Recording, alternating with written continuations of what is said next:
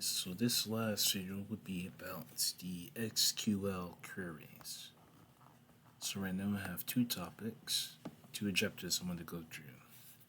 The first one would be about creating a list with all the customers who ordered a choice or a chain product.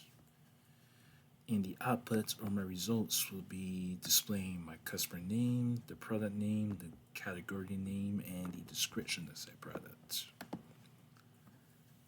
Okay, which is what I did for this side right here, and I'll explain in a bit of how I did it.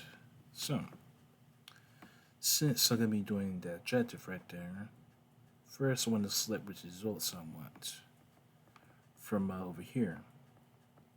Since I need a name for the customer, product, the name of the category, and description, I just enter the data that I like.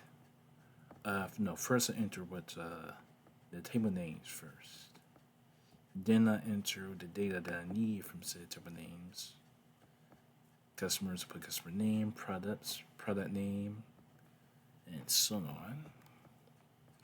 Now the from, this is important because you want to be explaining where you want to get these data from. Because sometimes, I don't remember which specific ones, but I know one or two of these table names can have multiple ones. So it's very important that you put what kind of table names you're picking your data set from, which is what I did right here. I put customers, products, and categories. Now, since we're trying to find out the specific products who ordered the choice or chain, I put this right here. Well, first I took this from up here, put this as my where, equal sign to the first product was a choice, or products, product name, and chain. Once I hit run SQL, this is what I got. I have my customer name displayed, the product name, the category name, and then my description of said product.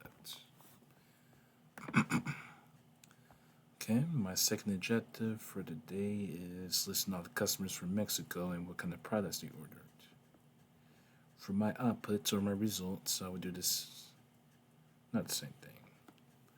I'll do the customer name, the country, which is supposed to be strictly from Mexico, my product name, and then the description of said product. Since I realized that the product doesn't have a description, we'll most likely look at the category description. And how do we know that? Well, first off, we would go to here. The products will only show the ID, the name, supplier, category, and unit and price. The only one that has that kind of description would be category. So what I did for this part is I leave the customer name, I just added the country, the product's name, and then the category description.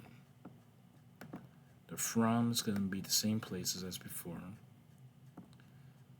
Now for my where, since we're looking for customers who ordered from Mexico, I simply copy and pasted this data set right here, enter it to the where, equal sign to Mexico. Once I hit run, it should give me these 4 results, which I have right here, which is the name of the customer, the results only from Mexico, the product name, and then my description.